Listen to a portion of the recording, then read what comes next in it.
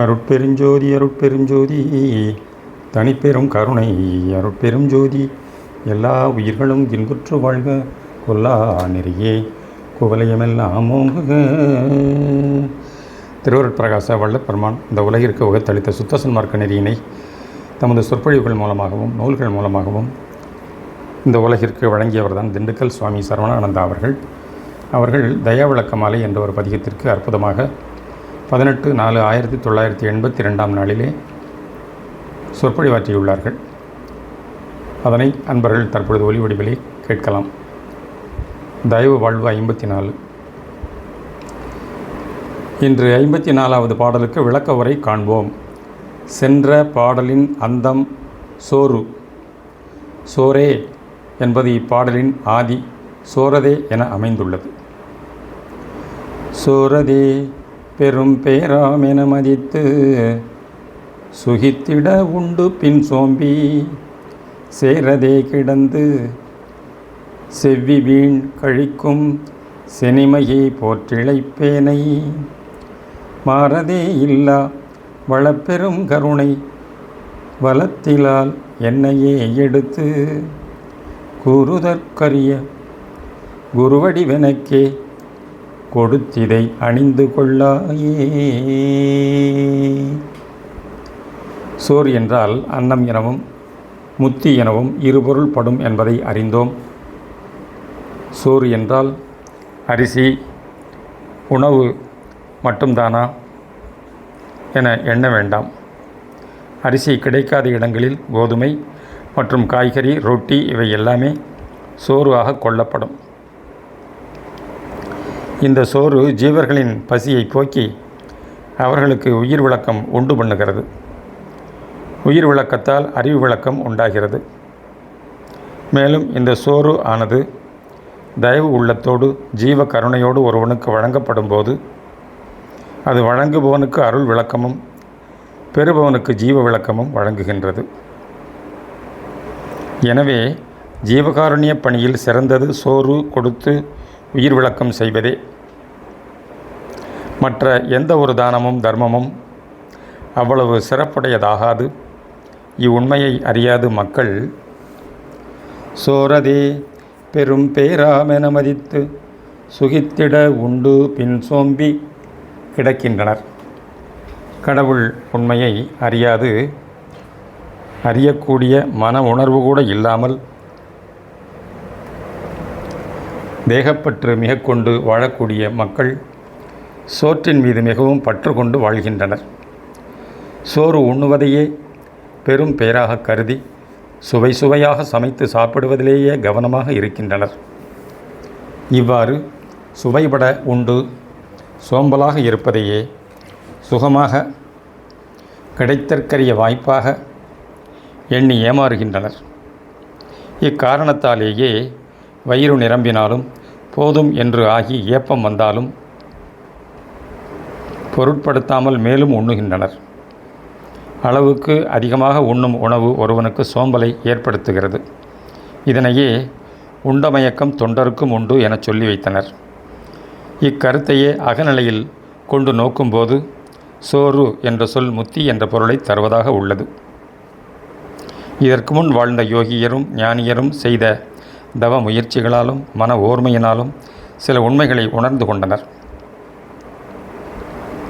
தன்னை தேக வடிவினர் அல்ல எனவும் ஆன்ம வடிவினர் என்பதையும் அறிந்திருந்தனர். மேலும் தன்னுள்ளே கண்ட ஆன்ம ஒளியிலேயே இலயமாகி தம்மை மறந்து இருப்பதையே சுகமாக கருதினர். அவ்வாறு ஆன்ம நிலையில் முடங்கி கிடப்பதையே முடிந்த நிலையாகவும் முத்தி நிலையாகவும் கருதினர். ஆன்ம நிலையில் முத்தி என்ற சோறு நிலையை அடைவதையே பெரும் பேராக கருதினர். இந்நிலையை பெறுவதற்கு புற உடலும் உயிர் உணர்வும்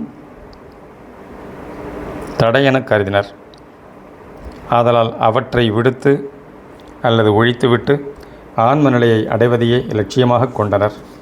ஆனால் வள்ளல் பெருமான் கண்டதோ முத்தி என்பது முடிந்த நிலையல்ல. முத்தியை முன்னிலையாக கொண்டு திரிதேக சித்தி நிலையை அடைந்து அகமிருந்து விரிந்து அனகமாக வாழ்தல் வேண்டும். ஒரு ஆன்மா அருள் அனுபவம் பெறுவதற்கு உடலும் உயிரும் அவசியமாகிறது. ஆகையால் புற உடலை இழிவென எண்ணி ஒழித்துவிடக்கூடாது. உடல் இல்லாத ஆன்மாவிற்கு எவ்விதமான அனுபவமும் இல்லை. மேலும் முத்தி நிலையே முடிந்த நிலை அல்ல என்பதனை அகவல் வரிகளால் அறியலாம். முத்தி என்பது நிலை முன்னொரு சாதனம், அத்தகவென்ற பெருஞ்சோதி. சித்தி என்பது நிலை சேர்ந்த அனுபவம், அத்திரல் என்ற பெருஞ்சோதி. அருள் உண்மையை உணர்ந்த உணர்வோடு இடைவிடாது செய்யப்படுகின்ற சத்விசாரத்தால் உள்விளங்கும் கடவுளான்ம ஒளியை சார்ந்து கொள்ள முடிகிறது. முன்னோர்கள் இந்நிலையே முடிந்த நிலை என கொண்டனர். ஆனால் வள்ளல் பெருமான் வழங்கியுள்ள சுத்த சன்மார்க்கத்தில் இந்த முத்தி நிலை சாதனை நிலையாக மட்டுமே கொள்ளப்படுகிறது. முன்னோர்கள் இந்நிலையை பெறும் முன் பல சித்திகள் கைவரப் பெற்றனர். ஆனால் அந்த சக்தி, சித்தி செயல்களும் ஆற்றல்களும் அவர்களுக்கு நிலையான இன்ப வாழ்வை, மரணமில்லா பெருவாழ்வை வழங்கி வாழச் செய்யவில்லை. ஆனால் சன்மார்க்கம் காட்டும் சித்தி நிலை இதுவன்று. சத்விசார பயனால் உள் ஒளியை சார்ந்து நின்று அந்நிலையில் இருந்து கொண்டே பரோபகார தயவு செயல் புரிந்து கொண்டு வாழ வேண்டும். இவ்வாறு அருள் உணர்வால் நிரம்பி எண்ணமும் சொல்லும் செயலும் வெளிப்பட வாழும்போது அகமிருந்து அருள் ஆற்றல் அனகமாக விரிந்து உயிர் உணர்வில் நிரம்பி சூழ் உடலையும் சுத்த உடலாக அழியாத நித்திய உடலாக மாற்றிவிடுகிறது. இவ்வாறு தூல சூக்கும காரண தேகங்கள் சுத்த பிரணவ ஞான தேகங்களாக மாறுவதே திரிதேக சித்தி நிலையாகும். இவ்வாறு திரிதேக சித்தி நிலையோடு கூடிய அருள் அனுபவ வாழ்வு பெற்று விளங்குபவர் வள்ளல் பெருமான் ஒருவரே.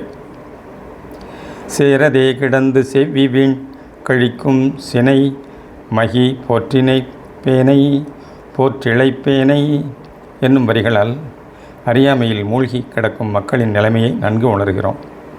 மகிஷம் என்பது எருமையை குறிக்கும். எருமை மந்தத்தன்மை உடையது. எருமையானது சேற்றிலே அழுந்தி கிடக்கும். அதிலும் சினை மகி என்றது சூலுற்ற எருமையை குறிக்கும். அதனைப் போல ஒரு ஆன்மாவானது தேகப்பற்றுடன் கூடியதாய் விளங்கும்போது அது எருமையாக கொள்ளப்படுகிறது. அவ்வான்மாவே தேகப்பற்றை தவிர்த்து அருள் நிலையை அடையும் போது ஆன்ம பசுவாக கொள்ளப்படுகின்றது. மக்கள் சமுதாயம் இன்று புற உடல் மீது கொண்ட பற்றுதல் காரணமாக புலபோக இச்சையோடு கூடிய உலக வாழ்க்கை என்னும் சேற்றில் அழுந்தி கிடக்கின்றது. அதிலேயே செவ்வி நேரத்தை வீணாக்குகின்றது. அவ்வாறு மூழ்கி கிடக்கும் சுகமே பெரும் சுகமாகவும் பெரும் பேராகவும் கருதுகின்றது. இவ்வாறு உள்ள ஆன்மாக்களையும் இறைவன் தம் நிறை கருணையால் மேல்நிலைக்கு ஏற்றுகிறார். இக்கருத்தை மாறதேயில்லா வளப்பெரும் கருணை வளத்திலால் என்னையே எடுத்து என்னும் வரிகளால் அறிகின்றோம். மாறதே இல்லாதது என்பது பரம்பொருள் எங்கும் எவ்விடத்தும் நிறைந்து என்றும் விளங்கி கொண்டுள்ளார். அணுதோறும் அவரது அருள் ஆற்றல் முழுமையாக அகனின்று விளங்கி கொண்டுள்ளது. இந்த இறைவனின் அருள் தன்மை நிலையானது, மாறுதல் இல்லாதது. ஆனால் புறத்தோற்றம் மாறும் தன்மை கொண்டது. நாம் தேக நிலையிலிருந்து நோக்கும்போது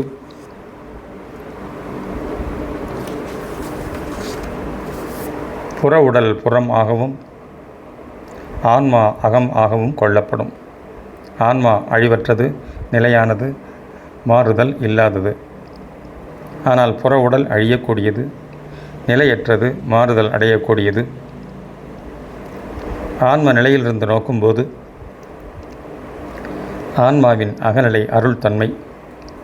இந்த அருள் தன்மை என்றும் நிலையாக விளங்குவது மாறாத தன்மையுடையது.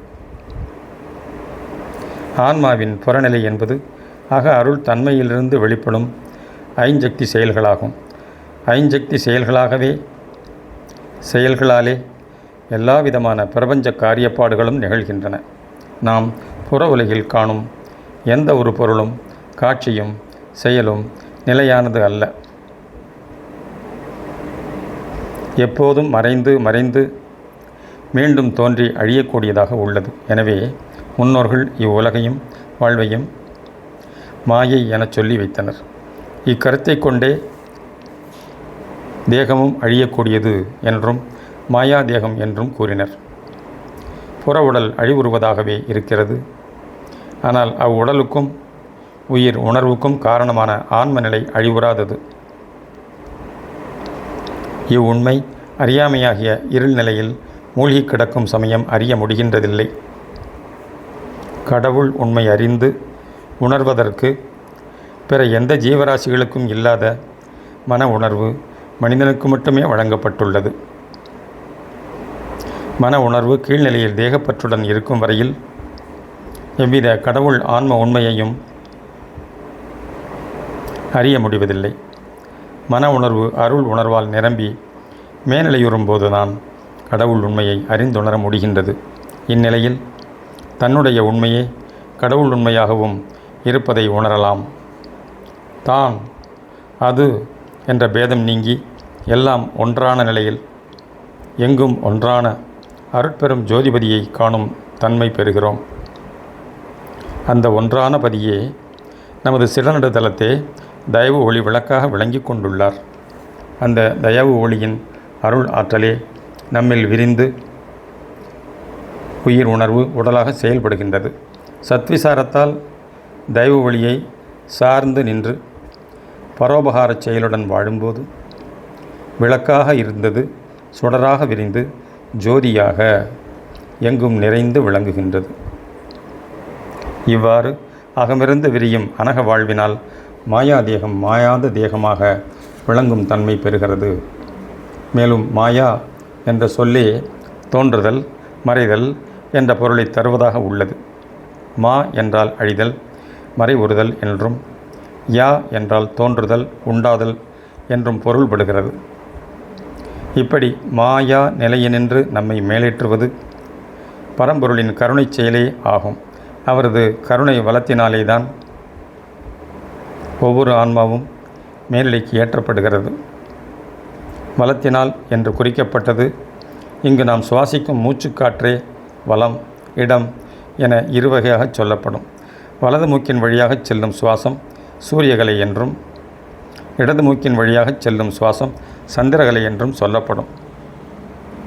இவற்றுள் சந்திரகலை தேக சம்பந்தமானது, சூரியகலை ஆன்மாவை சார்ந்தது. வலது மூக்கின் வழியாக சுவாசம் நடைபெறும்போது அருள் விளக்கமும் ஆற்றலும் கிடைக்கப் பெறுகிறோம். ஆன்மாவின் அருள் ஆற்றல் வெளிப்படுவதை ஆண்மை, அதாவது வளம் = பலம் என்றும் குறிப்பர். இவ்வாறு அருள் ஆற்றலை வழங்கி எனக்கு கூறுதற்கரிய குருவடிவெனக்கே கொடுத்திதை அணிந்து கொள்வாயே என்று வேண்டப்படுகிறது. குரு வடிவம் என்பது ஒளி வடிவம் ஆகும். எதனாலும் பாதிக்கப்படாத அருள் ஒளி வடிவம் ஆகும்.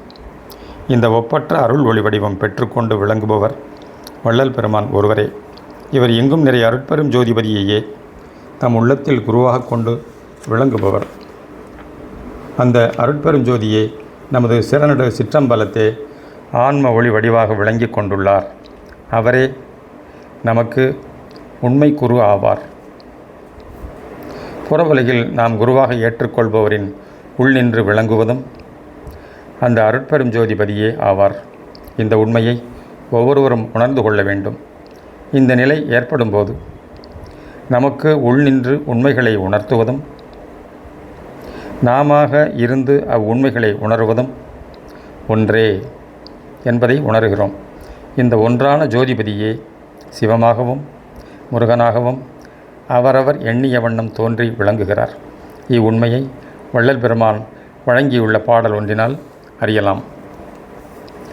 நின் நிலையை என் அருளால் நீ உணர்ந்து நின்றடங்கில் என் நிலையே அந்நிலையை எய்துதிகான் முன்னிலையில் இற்குருவில் நாட்டாதே என்றுரைத்தான் ஏரகம்வாழ் சர்க்குருவே என் சாமிநாதன்.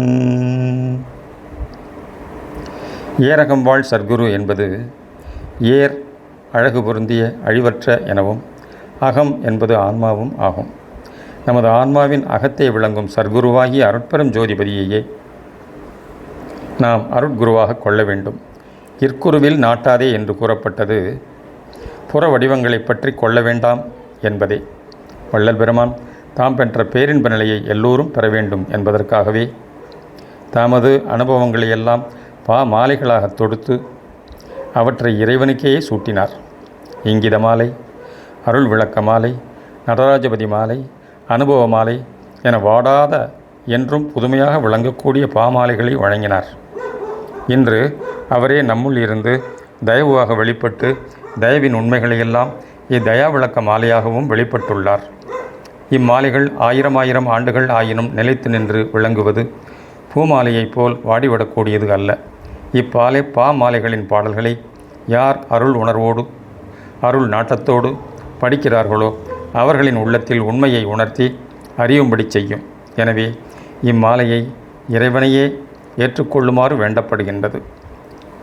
இப்பாமாலையை நித்தியமாய் விளங்கும் பரம்பொருளுக்கு அணிவித்தலால் அவரை சூழ்ந்து என்றும் இலங்குவதாம். எனவே இப்பாமாலையை தயா உணர்வோடு யார் எந்த காலத்தில் படிக்கும் போதும் ஓதும் போதும் இப்பதியின் காட்சியும் தயவும் பெற்று அவர்மயமாய் அழியா பேரின்பத் திரிதேக சித்தி பெருவாழ்வில் நிலவலாகும். தயா விளக்கமாலையின் முடிந்த லட்சியமும் அனுபவ பயனும் இதுவேயாகும். வாழ்க தேவு. அருட்பெரும் ஜோதி, அருட்பெரும் ஜோதி, தனிப்பெரும் கருணை, அருட்பெரும் ஜோதி, தயவு.